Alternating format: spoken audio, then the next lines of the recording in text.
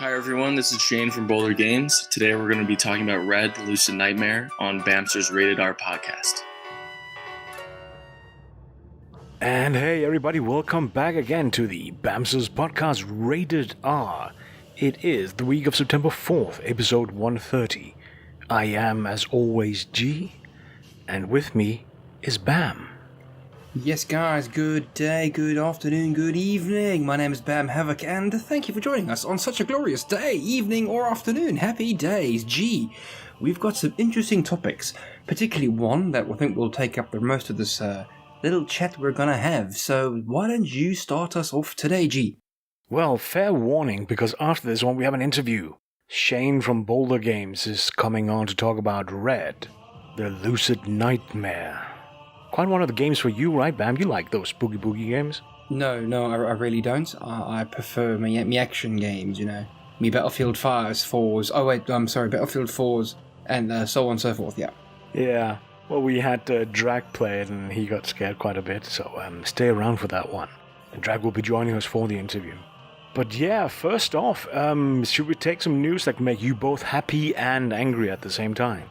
Oh, do you want to make me angry, G? Do you want to make me angry? Well, perhaps should we go with annoyed then? Because the European Union, the ones that you English, British people don't like, they're recommending dropping this whole switch between wintertime, summertime, standard time, daylight saving thing. I like this because that whole time nonsense is just nonsense. It's the time it is, and if it's night or dark, okay, who cares? We're in the modern world. We're not in the 1930s. We're not in the 1920s. We're in the now, so let's do proper time. Yeah, that's the headache. They're actually going to, instead of dropping daylight saving time, they recommend all the countries, because this isn't the EU doesn't have rules on daylight saving. They leave that to the countries. But they recommend all the countries just keep permanent daylight saving or summertime, which means it's going to be awesome in the south. It's going to be warm and light the whole evening in the summertime. And then in winter up north, up by you and further north, it's going to be cold and dark the whole morning until noon. Again, don't really care. This whole switch between daylight savings and standard time is a bit frustrating and annoying. I've never really understood it. I understood why they implemented it, but, you know, it's not needed anymore, so the time is the time is the time. You know, Greenwich Mean Time is the time. Yeah, and one thing that came out parallel to this, unrelated but parallel, Spain might actually be swapping back. They are in Central European time now. They might swap back to the same time zone as the British are, because Franco, back in the day, if you remember that guy, he was such a big fan of Nazi Germany that he switched the whole country to German time zone. They might be switching back. Oh yes, that was the days that the Germans, the Italians, and the Spanish, I believe, were big friends, and they all wanted the same time zone. So yeah, let's just keep the same time everywhere around the world. Yeah. But yeah, I promised this one would annoy you a little bit. Are you familiar with a small magazine newspaper thing called The Sun?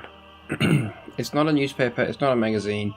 It doesn't... I want to say this, and the way I'm going to say it's probably going to be quite controversial, but I don't believe it's actually reporting. It's just bias, silliness that people put on a piece of paper.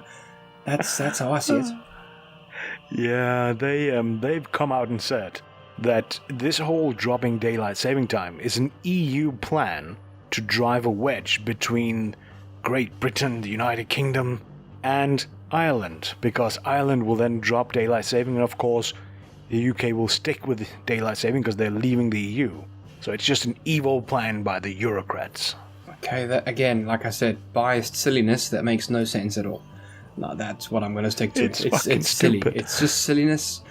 How changing a time zone is attributed to driving a wedge between England and Ireland, or Great Britain and Ireland, I don't understand. But if you think about it, Scotland are going to go for another referendum that if we do leave the EU, they'll then be joining the EU because Scotland is Scotland, and damn right they're Scotland, so they're going to be doing many things. This is all a political freaking game, isn't it?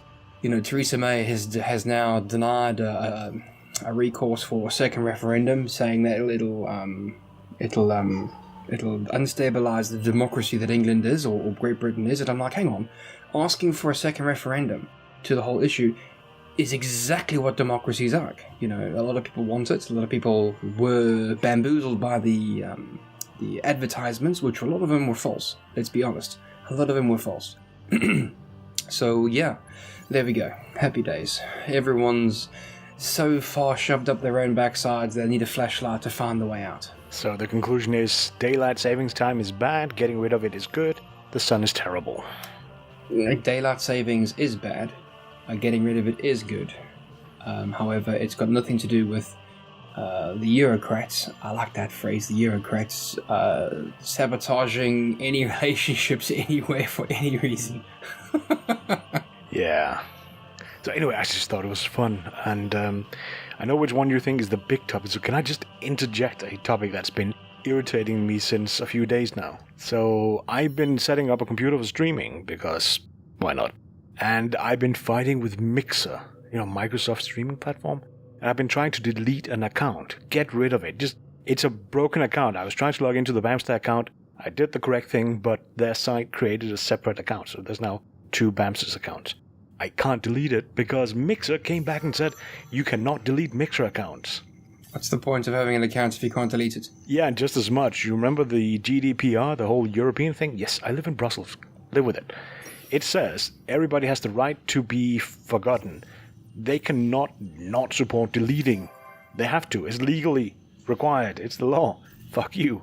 But they came back and said, oh, you can complain about it, but we can't delete it. It's not supported. Was it a terms and conditions thing that you clicked on perhaps and didn't actually read the full terms of service? Terms and conditions cannot override the law. It's still required to be able to delete accounts. I've written to them, I told them, by the way, you're in violation of Article 17. Please put me in contact with your data privacy officer. That's a legal thing as well. And some guy came back and said, hey, you can complain, but it's not going to do anything because we can't delete it either. Nice. Way to go, Microsoft. Well, this seems to be an issue you need to actually chase down and follow up, because I agree with some parts of that new legislation. If I want to be removed from the internet completely and utterly and totally, I have the right to do that. So you need to chase this subject down and document it, please, because this is going to be an interesting topic of discussion, G. Thank you very much. Yeah, Monday when I'm back in the office, I'm going to send them an email saying, thank you for identifying yourself as the data privacy officer, because I don't think he actually is. And just pointing out he just made himself legally liable here.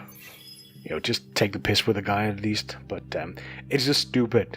Take the micro, but actually have a clear objective. You want that account deleted. Get it deleted. Do it. Because there's, like you say, the law is the law. So it'll point. It's a point in case of some things aren't being carried out the way it should be carried out. So follow through, G. Follow through. And if nothing else, I just don't want there to be eventually 17 Bammsters account on Mixer just because it keeps messing up our login. Like every time I wasn't creating an account, I was logging into an account, and it ended up itself creating another one. So there's some bugs on Mixer and the whole platform seemed pretty terrible actually. I might just skip that. The Drac handles it. It was purely because I needed to do something that I had to log in. But I think when I'm streaming, it might just only be to Twitch, YouTube, and Steam, because it turns out Steam is actually a good place to stream to. It shows up on the game, so when people go to the storefront etc. for a game, streams can show up there. Expect more streaming overall. So, should we do the big one, the PS4 one? The one that we actually both came here to talk about, but politics and law got in the way. Got in the way! Let's jump into the topic that I think you and I are both quite keen to discuss. So, Sony CEO Kenichiro Yoshida, I'm assuming, sorry, Japanese isn't really the language I've studied. He came out and explained why there's no crossplay on PlayStation 4 from PlayStation 4 to Xbox to Switch. And it's basically they're saying on cross-platform, our way of thinking is always that PlayStation is the best place to play. Okay, so they're basically saying we're better than the others, therefore you shouldn't cross-play with them. You shouldn't play with those people over there. Back in the day, Sony had partnered up with Nintendo to actually make a console, and Nintendo quite literally stuck the middle finger up to PlayStation, or Sony rather, and went with Panasonic, and I think that still burns quite brightly in a lot of people's psyche when it comes to fuck Nintendo. I'm not sure what went on between PlayStation and Xbox, but in America, the console wars is quite a serious thing, as it is in Europe, but not so much as it is in America, right? And when the PS3 came out, and then Microsoft talked about the Xbox One, there was a lot of back and forth between the consoles, and we all know the Xbox original was a better console overall, which is why I had one. I also had a PS3, but my PS3 lasted longer than my Xbox console because my Xbox console got ringed of death, and I ended up playing my PS3 because my Xbox didn't freaking work. And the games I wanted to play anyway, apart from Halo, were mostly cross-platform. And now when it came to the new console wars, the Xbox One turned out to be a inferior console to the PlayStation 4, but Xbox has picked up their socks, quite literally, and made a better console this time around, I think, when it comes to crossplay and indie developers. Because case in point, there's an indie developer who I love to death. A bunch of guys who are developers for Cosmic Picnic. They make a game called 𝙎𝙬𝙬𝙚 and another game called 𝙎𝙬𝙬𝙬𝙧𝙬, right? And they're releasing on the Xbox One and the PC very soon, actually, right around the corner. Their main release is coming soon.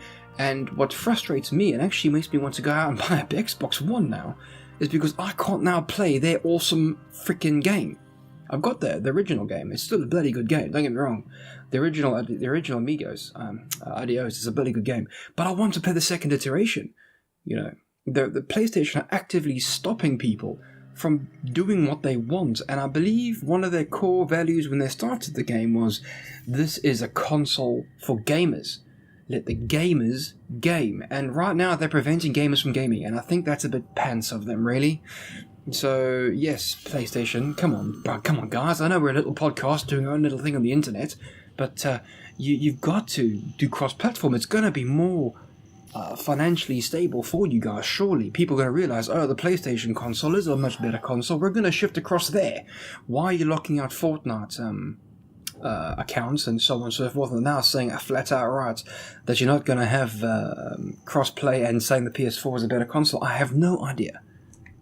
Yeah, I mean, let's just take a little topic here. You inserted 𝙎𝙬𝙬𝙬𝙬𝙬. It will actually have its release on Xbox and Steam September 12th.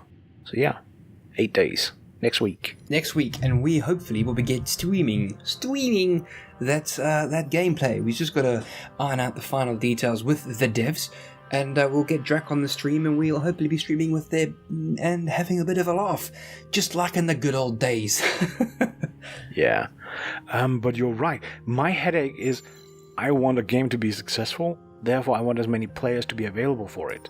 Some of the games we're looking at, again, Anthem, Fallout, the two big ones that are coming out that are co-op, etc. If Xbox, PlayStation, Switch, all of those things basically, if they can play together, there's more players. If you take just the PlayStation and remove it, the PlayStation will have a significantly lower player base compared to the other blob. Just by definition, just because there's a lot of people playing on each platform. And that's going to hurt the experience. The experience on PlayStation will be worse because it doesn't allow crossplay, because there's a smaller player base, because there's fewer people for matchmaking to pick up on. Now, I agree with you in part, right? When it comes to Xbox sales and players and Nintendo Switch sales and players, those combined still do not match up against the PlayStation, which is why I think the PlayStation guys are like, our PlayStation ecosystem is bigger than both of them combined. They're thinking very singularly, but the one system they're forgetting about is the PC market.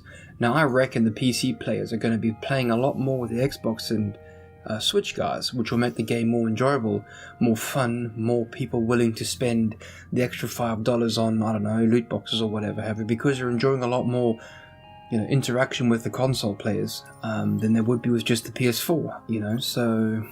That is where the headache is. One blob will be PlayStation alone, and the other blob will be Xbox, Switch, and Steam, or PC, Mac, Linux. Even if, Mac, Linux are tiny, but the Windows PC group are still going to bump however many players there are on Xbox and Switch up way past anything that the PlayStation will have. Now, I agree with you. I know there was something like 74 million PlayStation sold, right? Of that, there's a hell of a lot of players. And I know why PlayStation are king of the hill. because they made a superior console, because Xbox stuffed up, because Xbox made all these mistakes, and it's a kind of untouchable sort of realm, but because of the bits and pieces, the small little things that they're doing, they're stopping crossplay, they're, I want to say, deliberately being apprehensive about independent developers, stopping them in every single freaking turn, at least from my point of view. Stopping people from actually enjoying other experiences. I know we played Paragon with PC players, right? And I know we did a few other games with PC players compared to on the PlayStation 3, such as Dust 514. But if you think about it, these small little things build up into a massive issue. And then the publishers are going to go, well, we actually make more money selling a game for Nintendo and Xbox. So we're actually just going to develop for Nintendo and Xbox and leave the PS4 community out of it completely. That's where this is going. This is where it's going to end up. So PlayStation are starting a massive problem, and I think that is an issue that people haven't yet caught on. And quite right, it is the publishers who have the power. We can't. As you said, there's 70-something million PlayStation users. We're not going to get all of them together and say, we won't do this. But getting just Bethesda, just one publisher of a certain size, say, do you know what, we're not going to bother with the PlayStation if you're going to behave that way. I guarantee you Sony will go, uh-oh. Getting another one, a second one, EA, they're too greedy, but pretty much any of the other ones, getting Ubisoft to say, yeah, we're not going to release multiplayer games on your platform because we won't have critical mass and player base. Sony will be fucked. Actually, I think, if I remember correctly, I think Bethesda have tried this already. It was with a card game, I believe. It was either Bethesda or was something about a card game, and Bethesda basically shut down PS4 development for the game completely, and they went somewhere else with the Switch and the Xbox and whatever have you. But I don't think it really matters that much because it wasn't a very, I want to say good game, but it wasn't a very well adopted game on the PlayStation. As you said, player base.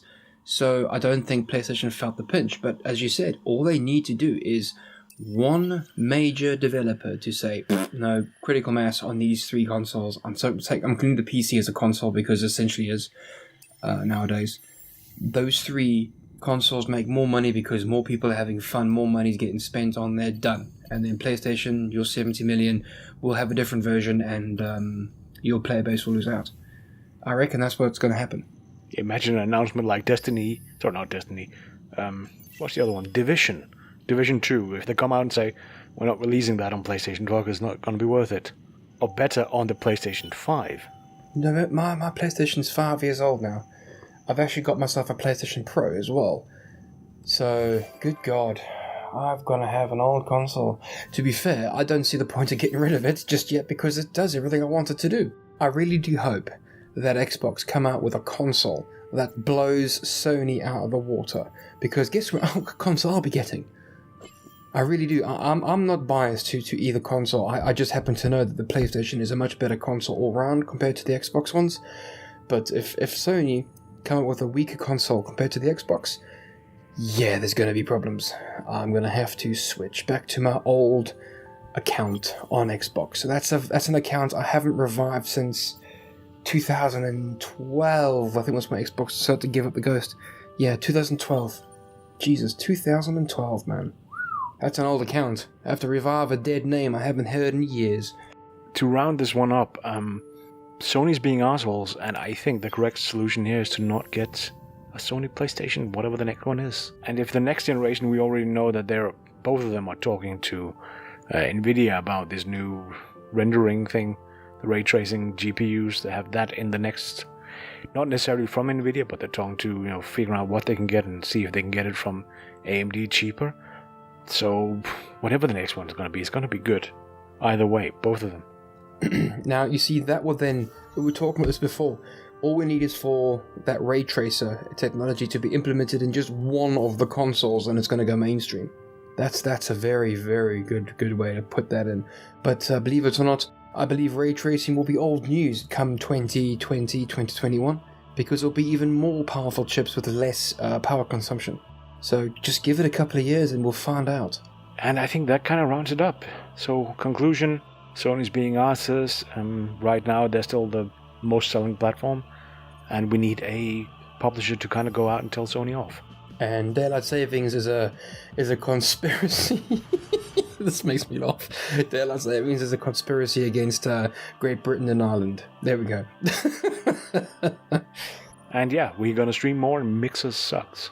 So yeah, I guess that's it from you and me. Bamm, you're gonna head off and we'll replace you with Drac.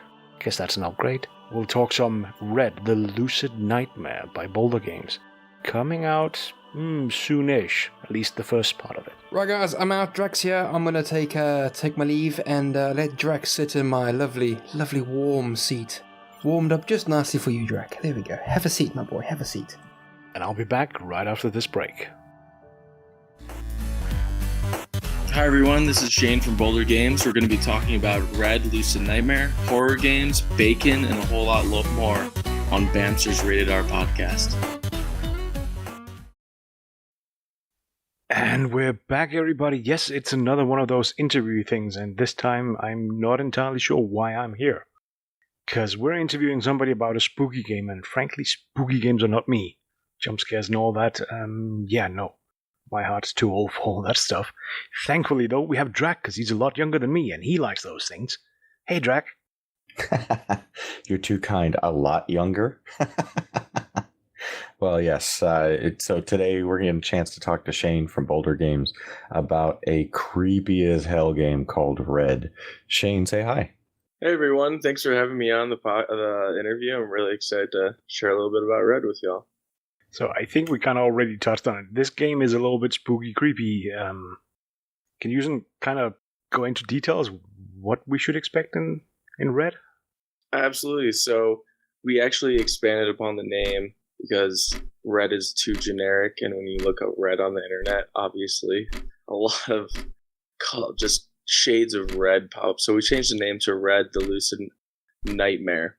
And in this game, you'll be playing as a woman named Mercedes who gets dragged into her nightmares each night, and you'll be armed with little more than a flashlight, lighter, and radio to traverse these nightmares and hopefully survive. Well, Lucid Nightmare sounds like, you're in control and you can decide to not have a nightmare then. Yeah, you're somewhat in control, but there's definitely a sense of peril and danger to it. You're moving around, you're exploring the environment and finding different clues that'll allow you to understand the character better and the world better, but you're definitely not in complete control. Yeah, I would say from the alpha playthrough that I've had a chance to look at, if I was in control, I certainly wouldn't have had some of those things running around with me. Yeah, there's definitely some creepy things that go on in the Nightmare universe, and a lot of them inspired by some old folklore and old urban legends that we talk about all the time, and a lot of them coming from our hometowns back in the U.S. and in the Midwest.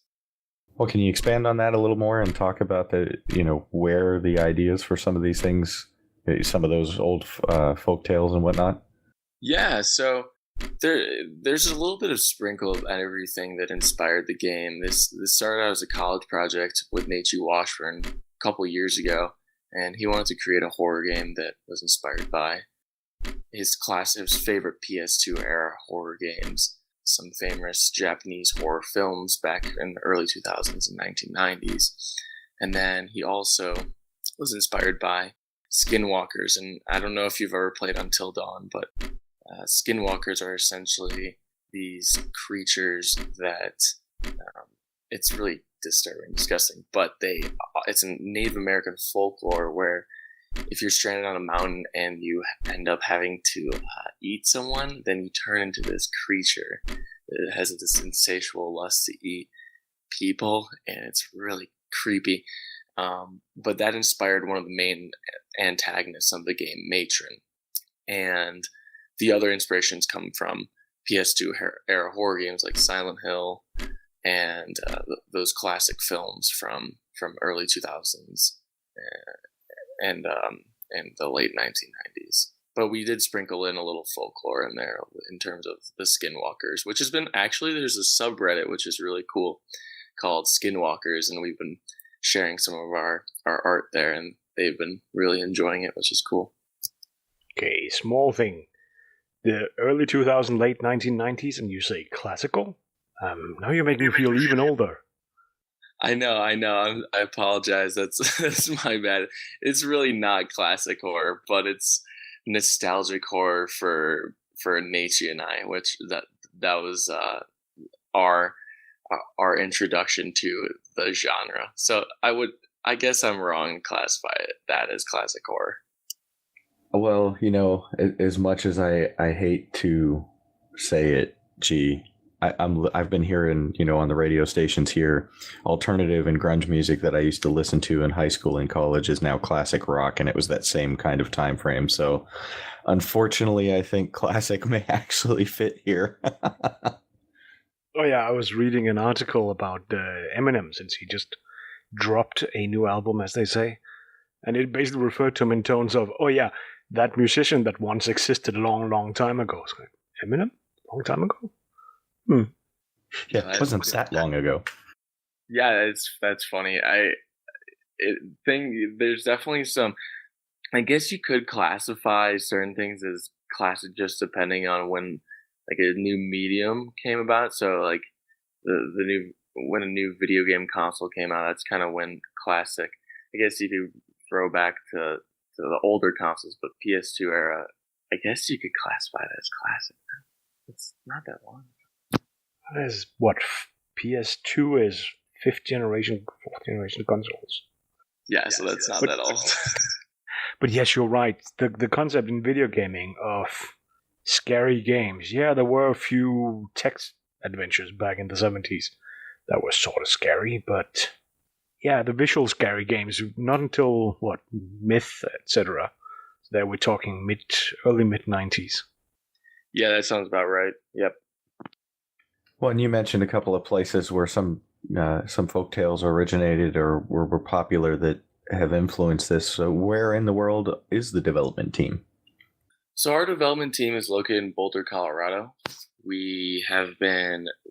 Boulder Games has been creating mobile games and interactives for theme parks. So this is a completely new venture for us. We haven't done anything with horror before, and especially we haven't done anything really with PC. We had one other PC game, but the team is located in Boulder, Colorado. We have one of our developers that is located in California, so he works remotely. But the development team, the technical development team, is 2 people. So it's really teeny. And then we have one artist, and that's 𝙤𝙬𝙬𝙬𝙬𝙬𝙬, who this is his concept. Red is his concept. And then I help with some of the marketing and some of the writing, the in-game writing for the game. So it's a really small team, and we have one project manager, and so it's not that many, 5 people on a team. That's it. We said you guys have made interactives. Like, what exactly would that be?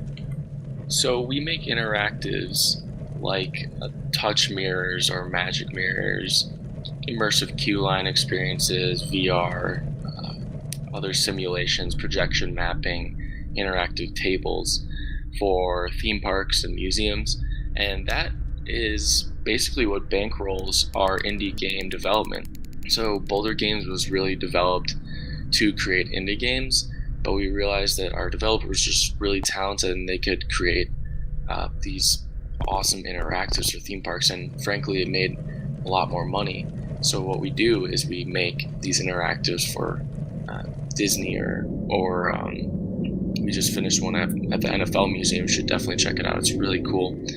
And then on the side we make indie games, and we actually think it's a really good way to go about things, because you're able to fund your development fully without having to really make or break it in terms of games, and then you can just take more development time to make your game as good as you can. That's really cool. Yeah, it's kind of uncommon, but I'm surprised that game studios aren't doing more of it, honestly, because there's a lot of money in these alternative different immersive experiences that you can make, especially for the government. They do a lot of things. They're researching game design and utilizing game design. And that's something that we've been bringing a lot of different developers in from the Colorado area. It's a pretty tight-knit group, and we've been trying to get as many young developers in just to show them that you can make awesome games like Red. And I know I'm going off on a bit of a tangent, but I think it's kind of important for young developers here. But if you're interested in game design, you can do so much with that that's outside of game design. You can make a simulation for the government, for a flight simulator, stuff like that. So there's a lot of different things you can do, but you can also make awesome horror games, and like Red, and that's a lot of fun too. Different styles for sure. We have actually had a few on that's had, let's say, a separate business that's driving it and then making indie games because it's fun. I think Imaginary from Sweden, they do various PR material, marketing material, etc. So they use it using their visual graphical skills to make money and then making video games on the side. Yeah, I think it's a good way to go about it. You know, you get to make some good money and then follow your passion and make whatever game you want. That's the great part about indie games. You can really put a ton of passion and your own creativity into it. But I think you just messed up because you said you guys have experience making magic mirrors. I might be coming back because I want to make one. Yeah, you should. They're so cool, and they've gotten a lot more affordable actually to make and to buy. So if you want a home installation of a magic mirror so you can try on a bunch of outfits, you can now. Yeah, I just want the whole user interface thing on the mirror, but it's the two-way mirror bit. That's the hard part, getting here where I live. I can't find anybody who makes it. So, Yeah, there's not that. Around like 5 years ago, there weren't that many companies that made these applications, these different mirrors and tables, but there's actually companies out now. So maybe I could show you after this a little bit about that. But yeah, it's cool. Let's say, what was that? 13 years ago? More, 2001, 2002. Yeah, just after 9/11, 2002. We were actually talking with some about joining in on a project. Well, yeah, you stand in front of it in a store and it shows you different genes on you. It never went anywhere, but it was a cool little project. Yeah, there's a lot of different immersive interactives like that. I think there's one in the Nike department store in Chicago, and you can buy different things, look at what your shoes will look like, stuff like that. It's pretty sweet, and it utilizes game design, which is really cool. Yeah, I guess we're getting a little bit off topic. We're supposed to talk about flashlights and bear traps. Yeah, let's talk about that. That sounds great. Yeah, I wanted to ask a little bit more. I got a chance to check out each one of the levels in the alpha that you guys sent, and some of them I finished, some of them I didn't get a chance to finish yet. But I wanted to ask a little bit more about the tools and stuff that you get to use within the game. It looked like that the lighter was just to provide light, but didn't necessarily serve any other purpose, at least not that I discovered yet. And then the radio, I think, was kind of like a proximity detector, if I got that right. Yeah, that's correct. So, go on. Oh, no, I was just going to say it was kind of an interesting mechanic with the flashlight. To see if maybe you wanted to explain that for folks. Sure, yeah. So, like you said, right now the lighter doesn't have much functionality besides being an unlimited source of light. We're thinking that we could just have something basic like that was the players could use. But we also have thought about, being able to uncover different clues and Easter eggs on walls that you can't naturally see without the lighter or with the flashlight. So we're thinking about integrating that if we have some more development time, because we do feel like it should add another layer of immersion. And yeah, you're right. The radio is used to detect monsters in the dark when your flashlight runs out, or if you need to.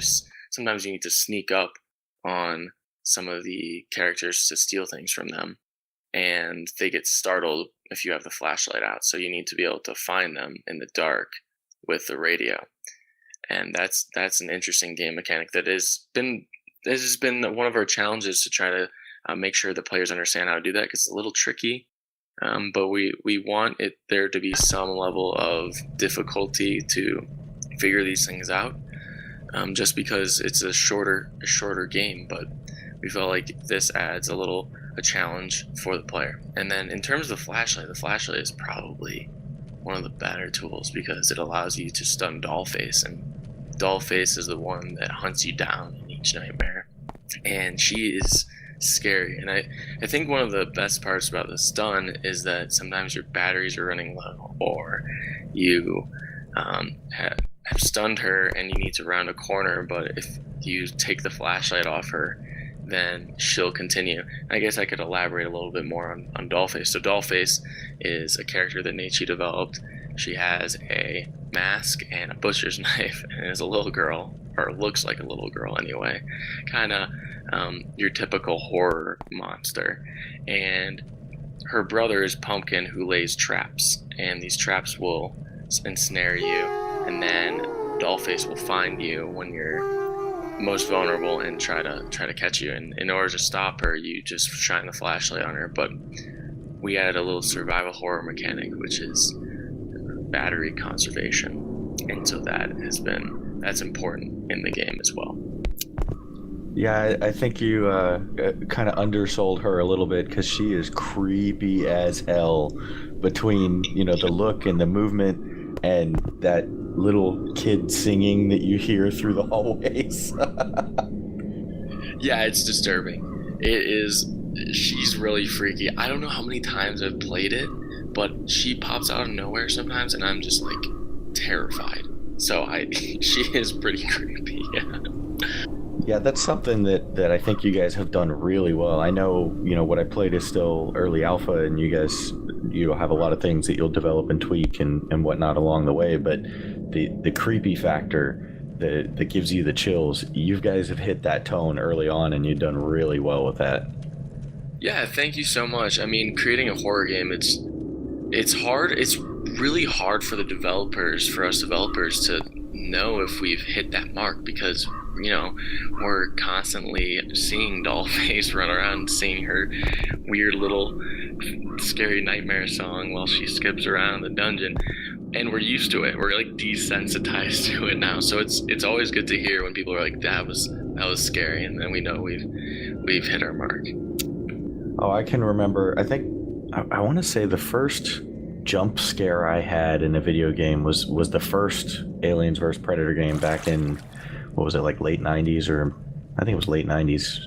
But anyway, you start out early in the game and you get your little motion detector pinging on something, and because it's early, you're probably going to run into a face hugger. And they did a really good job of like pulling you into the scene. Like, I literally was leaning forward towards my monitor trying to find this thing scrabbling around on the ground, and then when it latches onto the screen, you see what you would imagine you'd see a split second before it actually would cover your face, and you wouldn't be able to see anything. I literally fell out of my chair because I had my face so close to my screen trying to find it that the thing just it scared the shit out of me. But the cool thing about this game is, even though I've seen her before, when she does catch me, or I catch her with the flashlight, as I'm wandering around the hallways and hearing that creepy sound, I'm not kidding, man. The hairs on the back of my neck, on my arms, they're all standing up. That's amazing. I'm so happy to hear. And the thing we wanted to go for is just a lingering sense of terror, and not like a 10 all the time, just a constant 6 or 7 where she's just lurking around every corner. You know she's around, but you don't know when she's gonna come out and find you. Well, and I noticed too, wandering around, it looked like there were tunnels built into the wall, which I assume is like shortcuts for her to get from one place to another, but it didn't look like it was, or at least at this point, it doesn't look like it allows you to go into those tunnels. Is that something you guys were considering at any point, or no? Yeah, we're definitely considering that. Right now, we're probably setting to release this October, so we don't think we'll be able to implement that system, but I pitched the idea that we should have, it's kind of like a system where you can enter those tunnels and I created a whole like system of tunnels. But the thing is that Dollface can access those as well. Right now, she doesn't access them, but our goal is to in the next build, because Red Lucid Nightmare is part 1 of 3. We're doing a trilogy to explain the story of the nightmares and then a missing persons case, and these will hopefully intertwine. And in order to do that, we need to do a 3-part series. So in the next ones, our goal is to utilize those tunnels, have more different ways to traverse the Nightmare Realm. And right now we're trying to set the stage and give that atmosphere of the missing persons case, which is a young girl named Isabel who's missing. And she's missing in the real world, but the nightmares are clues and will help you find her. And that is also part of the experience, which I guess we can talk about in a bit, but that's the daytime experience where you're looking for a missing persons case. I'm glad you brought that up, because we were gonna get to that, and I was gonna ask if how the two might tie together, because so there's a whole nother side of the game where when you're not asleep and you're playing, you're wide awake, you're interacting with different things throughout the house. I wanted to ask too, one of my curiosities was the main character, how they ended up in the wheelchair, because of course, during the day you're roaming around in a wheelchair, but in the nightmares it's like you're just walking around normal. So I was curious, how did they get in the wheelchair? So Mercedes had an accident that's kind of not explained in the beginning. You have to dig a little bit in some of her personal items in her house to figure that out. We didn't want it to be a big reveal, like this was the payoff, because we actually talked to a game psychologist, a clinical psychologist who has her PhD in psychology, and she's also a game designer, and we were getting advised on how to portray someone who is physically disabled and also has some mental illness, and we didn't want to disparage or make it feel like she wasn't empowered also. That was one of the challenges. So you slowly start to figure out how she had this accident and how it caused her to have these nightmares.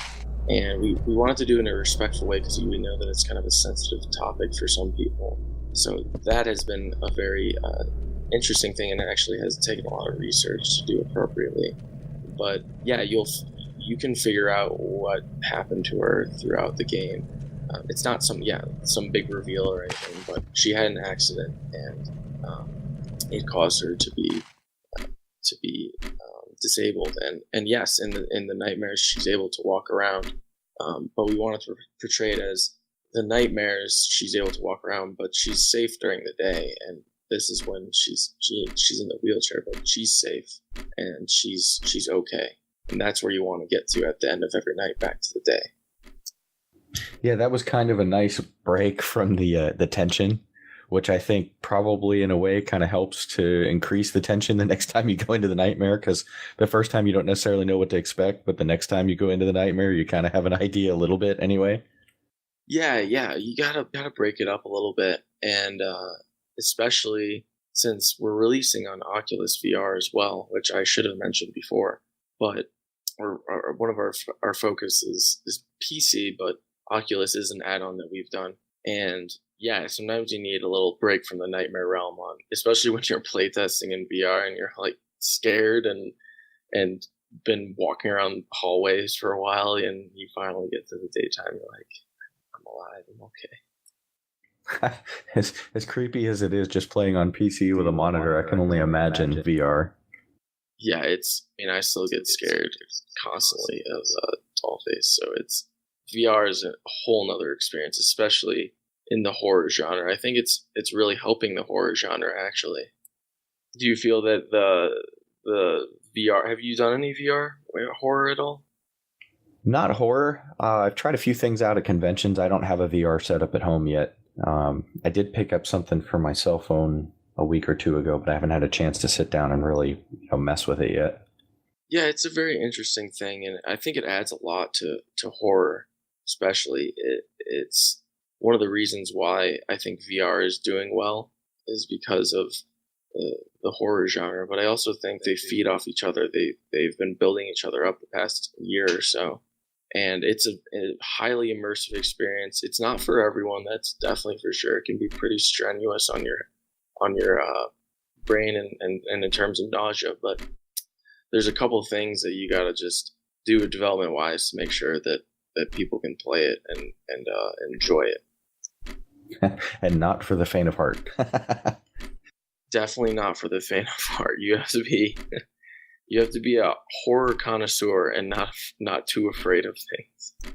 So you guys are targeting PC and VR. Are you looking at possible console releases or anything like that, or no? Currently, we're planning on releasing on PC, and then Oculus VR, we are submitting that to the store very soon, to their store. But as of now, we haven't really looked at consoles at all, but we have gotten asked a bunch about PSVR, and I think the game would lend itself pretty well to PS4 and PSVR, so it's definitely in our minds, and if the first one or two chapters of Red do well, then we will definitely try to pursue that. Okay. Apologies. I'm going to jump back a little bit in questions here, because you talked about previously the flashlight, the little lighter, etc. And people like to go, oh, at the moment it's scary, spooky, Lovecraft, Cthulhu, all those things.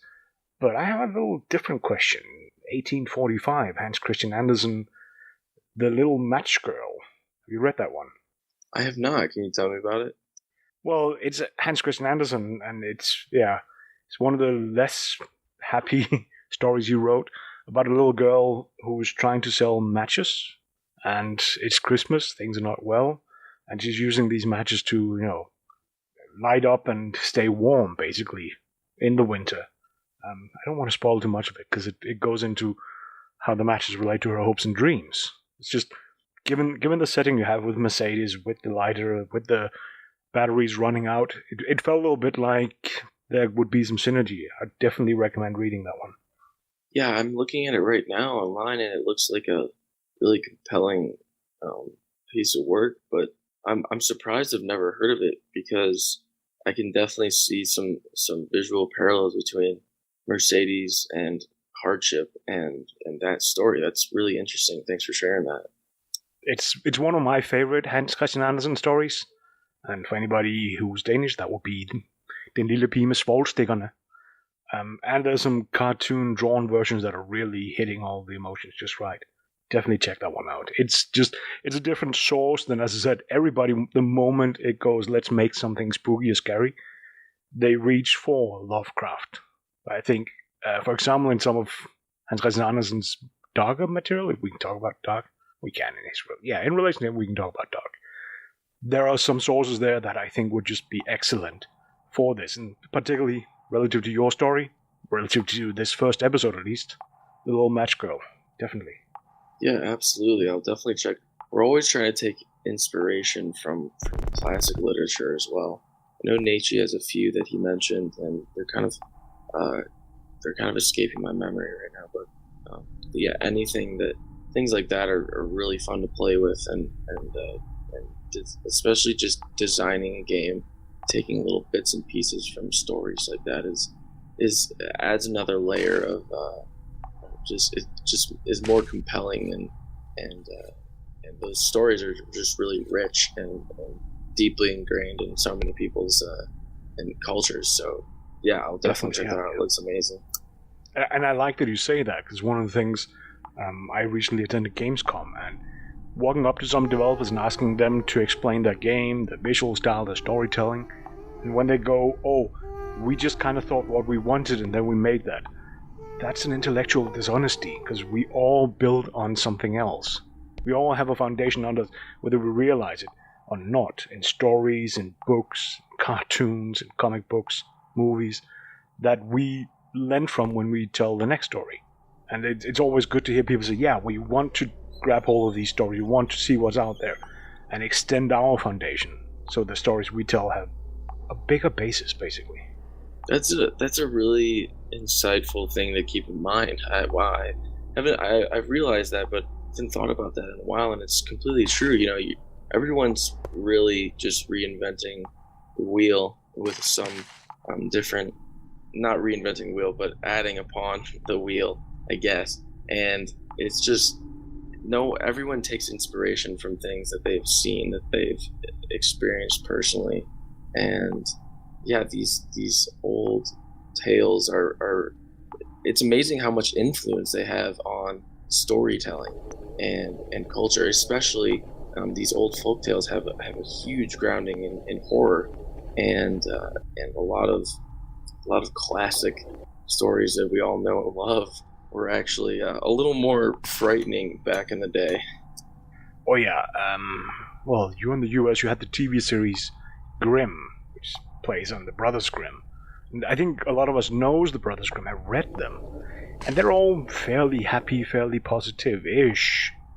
But if you go back to the sources, the Brothers Grimm didn't really write these stories. They took stories that existed and wrote them down. The sources, the fairy tales that go before them are terrible, like horrible. Like, why would you ever tell those to a kid? But they did, 500, 600, 700 years ago. Yeah, that's right. And I think they have a museum now, and there are so many horror games that take inspiration from the Brothers Grimm. They have their original stories are you're clearly right. They are horrifying. They're terrible. But it's interesting how a lot of them, evolved into different themes and just changed to a little more happy theme for sure. Yeah, it's fun now having kids, watching them watch like Disney versions of some of these stories, and you just go, yeah, those kids didn't survive in the older versions. Yeah, definitely. It's amazing how Disney adapted some of those.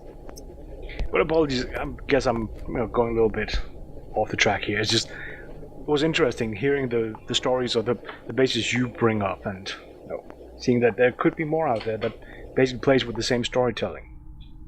Well, I'm glad you circled back around to the game mechanics because, or I should say the tools within the game, because there were a couple other things I did want to ask about that. You'd mentioned earlier that you guys were thinking about giving the lighter a little more functionality, and when you said that, it kind of sparked an idea in my mind. You guys have notes that people can read in different areas that give hints or clues, and I know at other points I've seen paintings. It could be free idea. It could be kind of cool if you can use that lighter to maybe like wave it across, and maybe there's some kind of ink or something that reacts to the fire, and then there's a hidden note there. Yeah, that's a brilliant idea. We definitely think that the lighter should do something like that, where it covers some hidden writing or text that gives some more insight or a hint, allows players to survive the nightmare more easily, or find an extra battery somewhere, something like that. So that's a great idea. Yeah, it definitely should have a functionality like that. Yeah, I have no idea what it would take to implement that as far as the programming and stuff, but that was just something that popped into my head. And then, I heard G mention bear traps earlier, and that was something that I saw you could pick up, and I think it looked like you are supposed to be able to use those maybe to slow down Dollface, but I think every time I saw her, if I got a chance to get the flashlight on, I was just running away. So can you talk a little more about how those work in the game? Yeah, so Dollface's brother Pumpkin is the one that sets bear traps. So he isn't actively trying to hunt you out, but he is setting traps and making sure that you have to look up, down, and all around for anything that could hit you or trap you. And so a couple of his tools are, he has these flashbang traps that blind you. You might have encountered that and thought it was a glitch at first just because there's no sound to it yet. And then there are bear traps that will trap you, obviously. They actually aren't used. You aren't supposed to use them. Currently it says pick up, but that was a placeholder for most of our text for a while. So that now says unhinge or remove bear trap from your leg. And then the last one, there are a bunch of hammers in certain rooms that will knock you out and I think kill you instantly if you hit them. And those are all traps that Pumpkin places. And But yeah, unfortunately, you can't use the bear traps for your advantage. That would make things a lot easier. But I agree, sometimes it's easier just to run away from Dollface or hide. A small one with the lighter, just because I was watching some gameplay earlier. Some mythologies have ghost spirits that are tied into objects. And once you realize there is a ghost, a spirit that you want to get rid of, take the object and basically burn it. So that could be some, if there's a ghost, something in surroundings you can't deal with, you can find the thing that it is tied to, light it on fire, let it burn out. That way, open up a passageway or get rid of the ghost. I really like that idea too. That adds another gameplay mechanic that could really be enjoyable. Ooh, the walls could be covered in cobwebs at some point, and you could burn the cobwebs to find some of those tunnel passages. That would be sweet. It kind of reminds me of Skyrim in one of the beginning levels where you can flame down the cobwebs. Yep. Yeah, that would be great. We currently have an outline for the next part of the second part of the trilogy, but we're obviously taking tons of feedback from anyone who's interested in speaking their mind and giving ideas, because there's a bunch of, you can float out so many awesome ideas, so anything's on the table right now, and we really feel like this is a good jumping off point to just add so much depth to the game, and we're really excited with some of the possibilities. Well, I guess that's a call out to anybody listening. Leave a comment. What do you want to see in a game such as Red? What ideas, what can we do with the tools that have already been discussed? What really scares you? Yeah, please leave a comment. Let us know. Let us know what you think, and we love feedback and sharing ideas, because that's probably the best part about working in the indie game community, is just being able to talk directly to your fans and just interact with almost every single one of them whenever. It's a really fun part about that. Well, and so we've talked about Dollface and we've talked about Pumpkin, and you've mentioned another character called the Matron, which I was going to ask, but I wasn't sure how much you'd want to talk about that, because I wasn't sure if it was like an in-game giveaway. But do you want to explain a little more or talk a little more about the Matron and how she fits into this? Yeah, sure. So, as you said, we talked about Pumpkin and Dollface, which are the Moppets. They are the creatures that are somewhat under control by an external force. That external force is Matron, and Matron represents a lot of the latent childhood trauma that Mercedes had. Not necessarily anything extremely horrific, but just emotional and emotional neglect.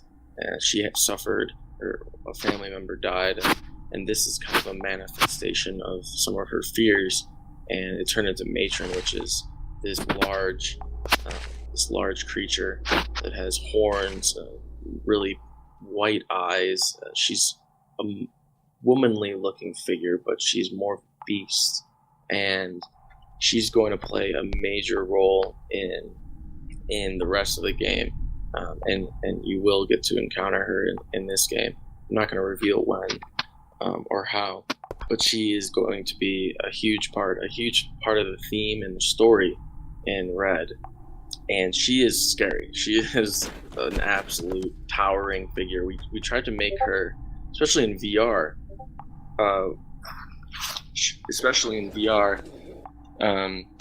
she is, I think she's on scale with 7 feet tall or something like that. So she is an absolute menace.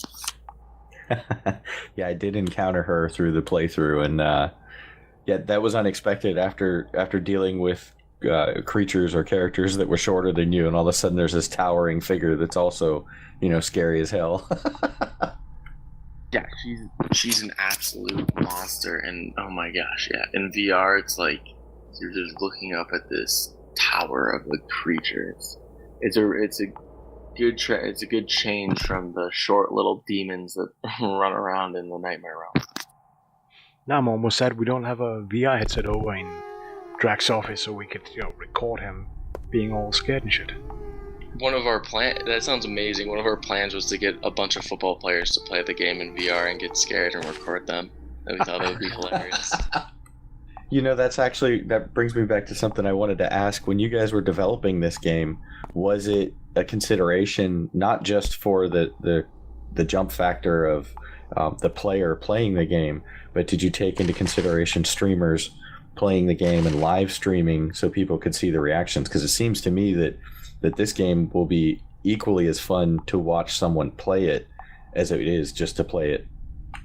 Yeah, that's the beauty of horror games, is you get to watch actions to it. So we're definitely investing a lot of time and reaching out to streamers to play our game, because you're exactly right. It's watching someone get scared and play those games is super entertaining. And I don't know about you guys, but I watch a good bit of people playing those types of games, so it's a lot of fun to do that. Now, it might be me. I don't remember there being any. There might be. I haven't seen any proper horror games that integrate Twitch, so that the viewers can, vote to insert something into the game. Like there's some games that goes, oh, should we make it easier or harder? And everybody votes to make it harder, or vote for which reward to give the player, and people vote whatever. But imagine being able to vote for whether there should be a spooky sound, a jump scare, what kind of jump scare, etc., so that the game changes depending on the viewers. Yeah, so. Have you ever watched Until Dawn? I haven't. No. Until Dawn is a really interesting game because it's more of a movie, and you select the choices of the characters in the game. And a lot of streamers, when that came out, I think 2 years ago, they had their viewers pick the choices and end up changing the game. There's a bunch of different endings, and that game's terrifying.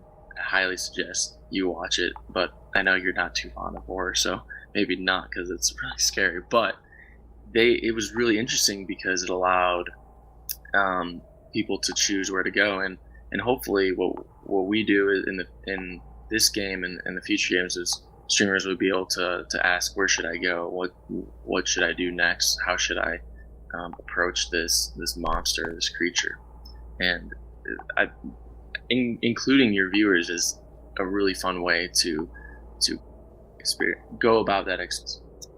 Yeah, I should say, it's just horror movies and horror games, they don't do anything for me. Most of them, sorry to say, are just jump scares, and that's just, ultimately that becomes boring. I want something that can be scary without jump scares.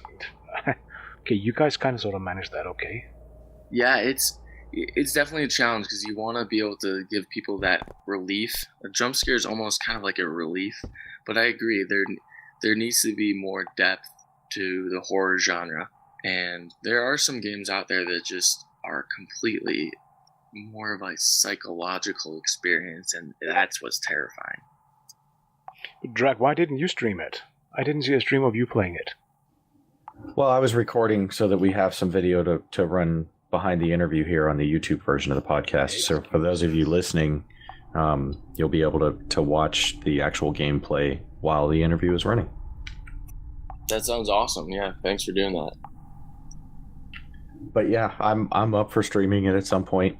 There's another horror game I've recently been checking out called 𝙁𝙗𝙬𝙬𝙬 that's kind of a fun 5-player game. And it's funny to hear people's reactions in that one as well while you're playing the game. So yeah, things like this I think are probably cool to watch the person playing and just see how they react to things. I think that's just going to be hilarious. Yeah, a 5-person game sounds like a really fun multiplayer game. That sounds really entertaining. Our experience is definitely a little more just like an atmosphere where you're kind of just on the edge of your seat watching what's going to happen. I think 𝙁𝙗𝙬𝙬𝙬 had the problem, it stopped being fun the moment Drac ran around and rickrolled people. I think that increased the fun. So you've been playing with a couple of friends that game? No, I've just been playing with random folks, nobody I even know, but I decided one night on a stream that the concept of the game is that 5 people get put into this forest, and 4 of you will be human, and you have to go out and find these relics in the form of human bones and bring them back to a table or an altar. And if the humans can manage to do that before the 15-minute timer is out, or if the humans survive for 15 minutes without being killed by the demon, then the humans win. And so when it shifts from day to night within like the first minute or two of the match starting, the one of you is randomly chosen, becomes a demon. So nobody knows at the beginning of the match who the demon's going to be. And then, of course, it's the demon's job to hunt down all the humans and kill them. And I decided, just for shits and grins, that it would be hilarious. And I entertained myself, at least. I thought it was funny. That every time as the demon that I killed somebody, I would also rickroll them. That's hilarious. Oh my gosh. It kind of reminds me of Evolve a little bit, too, if you ever played that. Yeah. Yeah, that It sounds like a lot of fun. I wouldn't trust you to be on my team, honestly. So I know we're coming up close to the hour here, G. Should we get to the, as Bamm likes to call it, the penultimate question? Yeah, is it your turn or mine? I think I did the last one. All right. Well, Shane, something we like to ask every person that we get a chance to interview on the show is, what kind of bacon do you like? How do you like it prepared? And what kind of beverage, be it beer, cider, or other, that you would pair with said bacon? Oh my gosh, that's a great question. That's an important question, probably the most important question. So, I love crispy bacon, thick cut bacon, and hold on a sec, I'm getting bombarded by messages. I love thick cut bacon. It has to be maple bacon, hopefully, although I'll take any bacon. And I put them on burgers. I love with caramelized onions on a burger with barbecue sauce. That's perfect. And then just honestly with like a crispy cold light beer, there's nothing better on a summer day. That's about it. That's perfect. Should I mention my preferred condiment, G? Please, we need to hear. Okay, so a lot of folks will obviously think this is very strange to put on a burger. It's something that was introduced to me in a couple of different restaurants here down in California. But swap out the barbecue sauce at some point, put on peanut butter, or if you like peanut butter and jelly, and it's phenomenal, especially with maple bacon. That sounds like an abomination, but I'm going to try it. Ever since I've tried it, now I want peanut butter on every burger I ever have. It's a wonderful combination. Sounds like it works amazing with bacon too. God, that sounds perfect. I'm actually going to try that sometime. That sounds really good. Ooh, do we have a scare for the next version of the game, or the next segment? Somebody finds bacon and peanut butter and have to make themselves an abomination. Yes, we'll include it. Honestly, I'll see what I can do. You guys, thank you so much for having me. And as a token of our little talk, I'm gonna see if our artist can put a little bacon somewhere in one of the Nightmare realms for you guys to find. I'll give you a little hint of where to find it. It's just a little thing we've been doing. We've been, if we have a podcast interview with someone, we like to do a little art tease, a little Easter egg for them to find, just as a little thank you and a shout out. Oh, that's cool. And that means that we will have managed to baconify another game. That's amazing. Have you done that before? We have a small list somewhere. Everything from a bacon asteroid, although that might have been taken out in the latest version, to I'm a bouncer in a game where there's a inn serving bacon and Bamm is serving the bacon in that game, to a bacon store or bacon shopping cart in another game, etc. That's ridiculous. I like the theme though. Where did you guys get the bacon idea from? What's the deal with that? I think Bamm just needed a question. Sorry, Drac, go ahead. Oh no, I was going to say that was something I think G probably would be best to answer, because he's been around the group longer than I have. But from what I knew, it was originated from Bamm. Yes, you need something else. It's boring asking the same question. It's boring for you being asked the same question, answering the same thing time and time again. So we just have that as it's for something else. Oh yeah, that's a great idea. And who doesn't like bacon? I'm sure you've had a couple people that like bacon, and I'm sure they don't say you don't post the podcast. But who doesn't like bacon in reality? We have had vegetarians, vegans, but it isn't that they don't like bacon; they just don't eat it. And it's not a problem because we all know bacon grows in trees anyway, so, And they got veggie bacon now, too. And I've heard that's pretty good. And I think we've had a couple of folks who don't eat bacon for religious reasons, but what was the one I think Jolly asked? And the guy was like in the hospital or something, like on a limited diet. Do you remember what that was, G? So, Drac, you just said something I did not catch it at all. Oh, I was asking about the one that Jolly asked, and the guy couldn't eat bacon, I think for medical reasons. Do you remember what that was? No, but we've had Bamm asked while we're interviewing somebody from Lebanon what kind of bacon they like. That came out a little bit problematic. And because the other half of the question is, of course, what kind of beverage. Some of us just asked beverage, some asked specifically beer. So Bamm asked a diabetic guy what kind of beer he likes. That also didn't go very well. Yeah, I feel bad. I didn't mean to disparage anyone that can't enjoy beer or bacon. But they are missing out a teeny bit. I do love bacon a lot. And that peanut butter sandwich sounds absolutely incredible. It's okay. You got friends here. This is a pro-bacon podcast. But yeah, excellent. Thank you very much for giving us an opportunity to look at the game and for coming on to talk about the game. This is definitely, for any folks interested in the horror genre, or, once these guys get ready to release, interested in watching people play horror games, this would definitely be one to look out for, because the creepy factor is quite amazing in this game. Yeah, thank you so much for having me on. It was really fun to talk to you guys today. We're currently trying to get Steam Early Access going and a build up on the Oculus Store.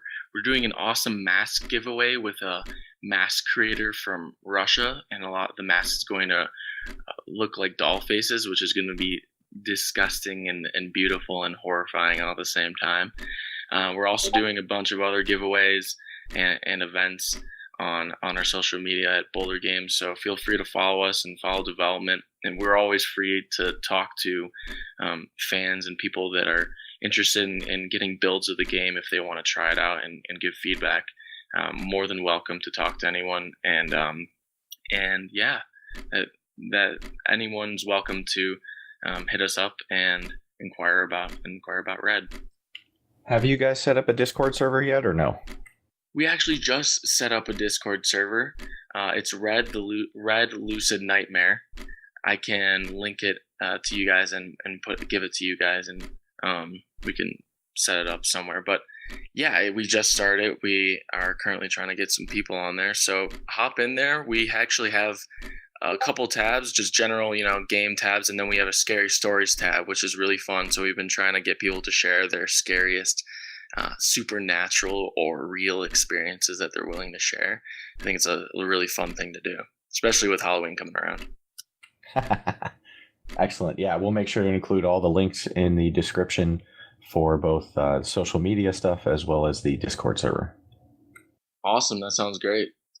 Well, I guess that's it from us. We made it through the night. So from G, everybody, and particularly Shane, thanks for listening, thanks for participating, and catch you all eventually. And this is Drac. I'm out. Till next time. Thanks for having me, guys.